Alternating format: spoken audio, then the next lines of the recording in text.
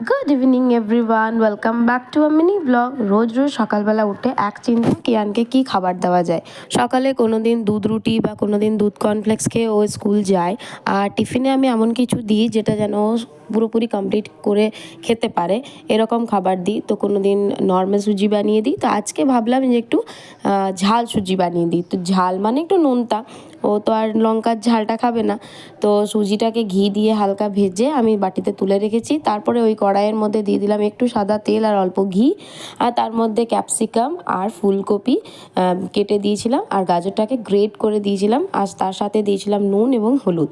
যখন ভাজা ভাজা হয়ে গিয়েছিল তখনই আমি দিয়ে দিলাম আগের থেকে ভেজে রাখা যে সুজিটা ছিল সেই সুজিটা। তারপর ওই এক বাটি মতো জল দিয়ে ওটাকে সেদ্ধ হতে দিয়ে দিলাম। জলটা যখন শুকিয়ে এলো তখন আর একটু নাড়াচাড়া করে নামিয়ে নিলাম।